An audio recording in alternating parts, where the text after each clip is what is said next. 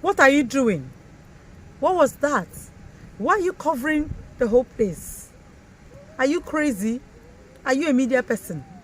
Who authorized you? These were barrages of questions that the man threw at me, all at the same time, without any opportunity, without giving me any opportunity to at least explain myself. And then all of a sudden, he grabbed my hands, grabbed my back, and was squeezing my hand, squeezing it. You know how you squeeze orange? He was squeezing it until I felt so much pain. And I was like, Oga, what's the problem? What have I done to you? And he was like, shut up. You don't know what you've done.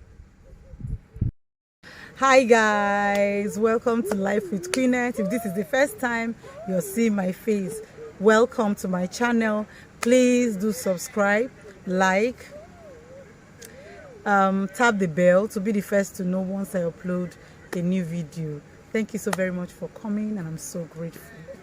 Okay, now let me start telling you guys what happened to me.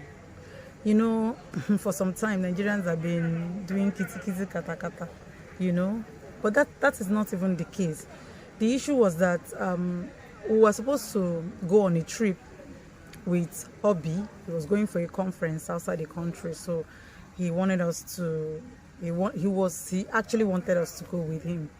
Okay, so at that point he said, okay, that this would be a good time for all of us as a family to go renew our, because every one of us at that point, our passports had expired. So he said it was a good time for us to, you know, use the opportunity as he's going to renew his, because his had also expired, to, you know, renew our passports. So my dear, as a family, we went to immigration office.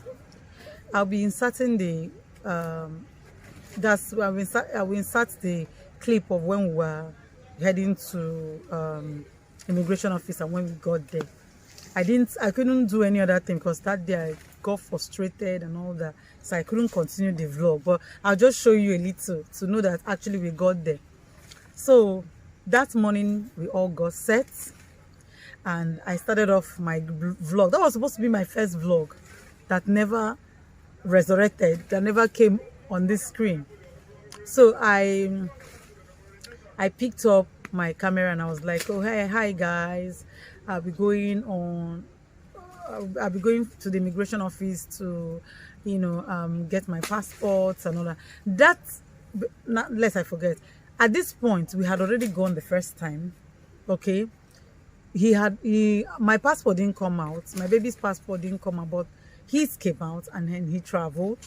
And when he came back, a friend of his who was his classmate in secondary school called him to come and pick up the passports. All right, so we got prepared that morning and headed, you know, towards we headed to the immigration office. But that is not even the problem, as our journey was quite, you know, beautiful. You know, as a family, we were all jollying in the car, you know, gisting and all that. I didn't even know when we got there. So all that joy, excitement, everything. Oh, today we're going to collect these long-awaited passports, you know, so that if you need to do something, we start doing it. Everybody's waiting for this presidential election that is about taking place, because, my dear, if it goes there south, oh man, we'll start thinking twice. Okay, so we go to the immigration office, finished. Okay, they said that there was no network. Waited for like 3 hours. They said there was no network, that it's better for us to start going and then maybe come back another day. So at that point, you know, the place was filled up with people grumbling, some people still waiting, some people just coming in for, you know, because at this point in Nigeria, if you go to the immigration office, you'll be asking yourself what is happening. Everywhere will be filled, like you have beehive of, you know, events taking place. You have this mammoth crowd, you know, like where you have congregants, you know, in a church. Everywhere, every single place was filled with humans. So we got there, and when they told us that there was no hope, we should start going back. I mean, what can man do? I said, okay, since content creator, everything is content. Let me just like say we have gotten to immigration office, blah blah blah. This also happened. Immediately, I dipped my hand inside my bag. The truth is that I've not brought out my camera. This man, from this immigration officer, from nowhere appeared. And, just like in my intro, he was shouting, he was screaming, who are you? What are you doing? We covering immigration office, blah, blah, blah. You a media person? If you're a media person, show me your ID card. If you're not a media person, who are you? Hey, the man was shouting. Meanwhile, there were two officers, by the side, who were just like watching what was happening. So I was trying to process what the man was saying, and in less than 1 second, he had grabbed my bag, grabbed my hand together inside the bag, and was squeezing the whole thing. Yeah, at some point, I had to, I was like, hey, what's going on here? Why am I being treated like a common criminal? I had to let it out. And I was like, oh God, what is it? What have I done? And he was like, who are you? And I'm asking, you're still looking at me. He was squeezing my hand. Who are you? He was squeezing the hand. Who are you? And I'm like, wait a minute. What's wrong with you? Can you leave my hands? So he was like, give me that. I will make sure you don't go out with this camera from this vicinity. He was screaming. And I was like, I hadn't even done anything. I just brought out, I was just trying to, I said my phone hadn't even seen, lights. I was still trying to bring it out from my phone when that incident took place. And I was like, oh God, I was just trying to bring out my phone. I actually wanted to vlog. Yes, but I have not started. It was screen. I was looking at you. Even when you are coming, I was monitoring you. And I'm like, okay, you are monitoring me. What did you find out? What did you find out? He said, don't talk back at me when I'm talking. You're not supposed to talk. How can I be talking and you're talking? He was shouting. At some point, I had to get the attention of people around this. So I was like, can you stop? Can you stop shouting at me? What's wrong with you? What have I done? And she said, you don't have any. I said, but if you had politely told me, oh, madam, please, you cannot cover anything here. You're not allowed to do that. Comfortably, I would say, oh, I'm sorry about that. And I'll walk away. But this one, you grabbed my phone. You grabbed everything. You were squeezing. What was that? So those guys were still there watching. In fact, one of the officers started pleading with me that, madam, it's okay, don't worry, just go. So I was not like, can you imagine? Because I actually want my husband to hear, to know, because if I start telling him in the car, I would not be like, why didn't you call me? So I was not telling the man, I was still wasting time. I was telling the man, can you imagine, what did I do to this man? My husband was not coming, because what happened was that while I was coming out with my phone, trying to with my bag, trying to bring out my phone, he's one of his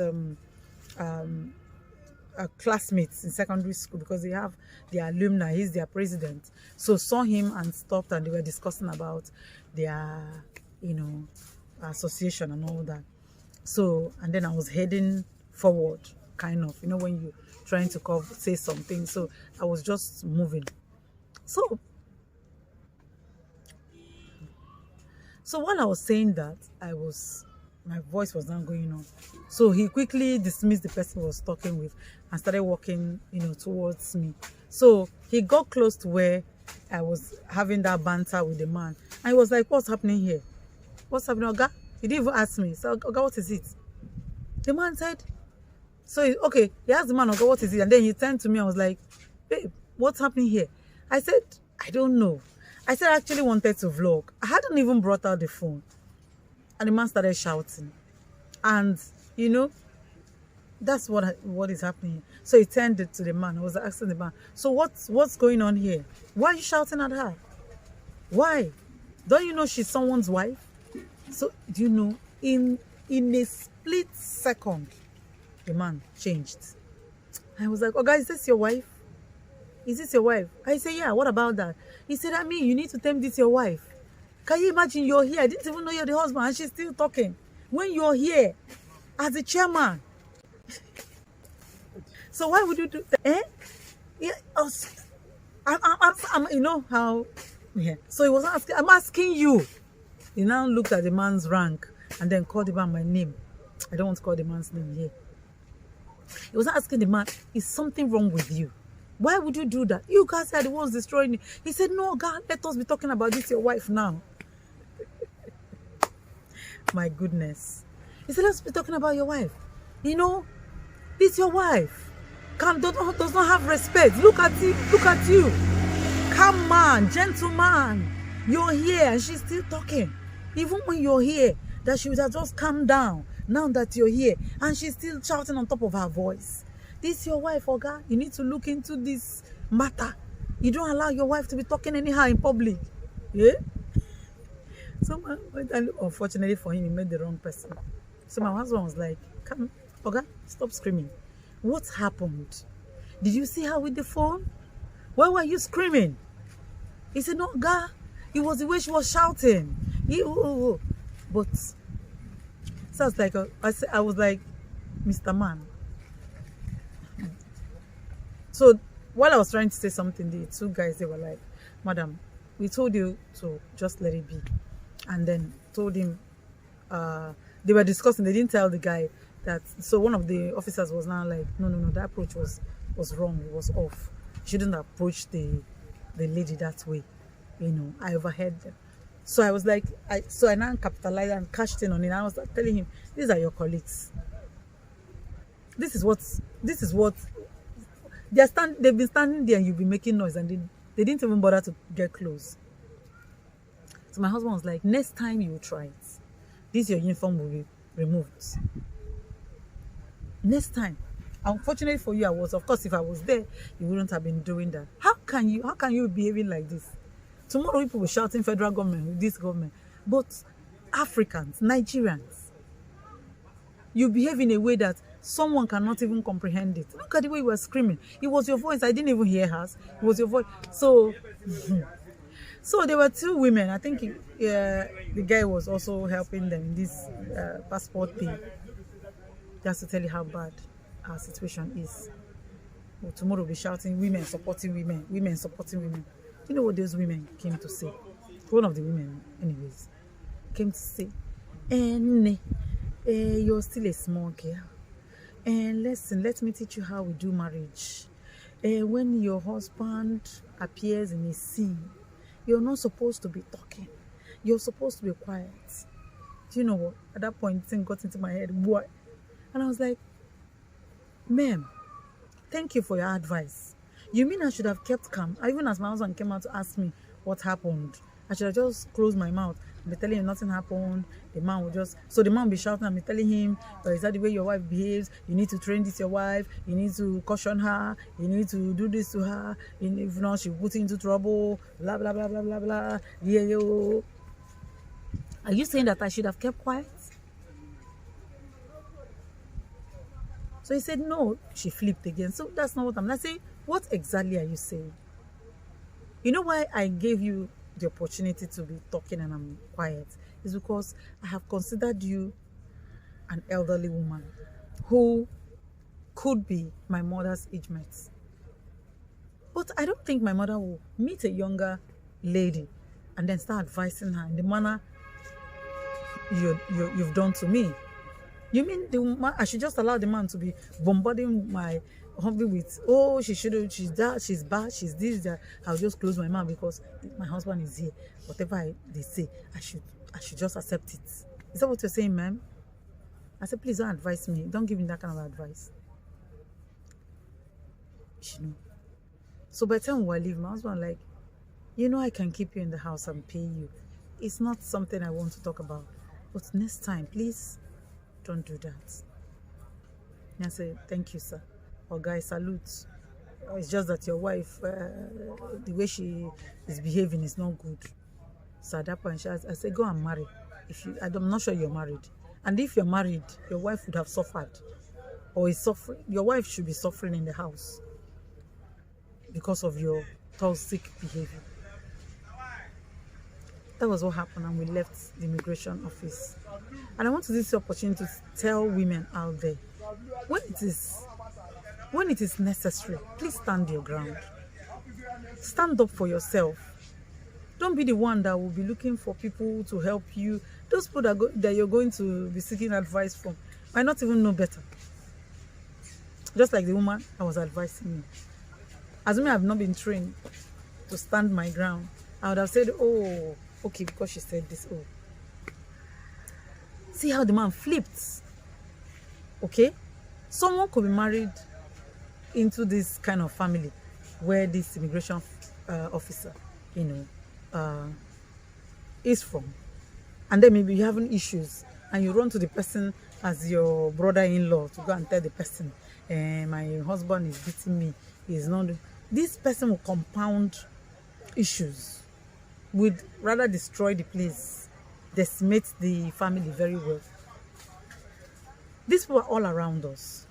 And so for every day of your life, train yourself to become that self-confident woman that can hold your own, stand your ground, when there is need for it. Okay?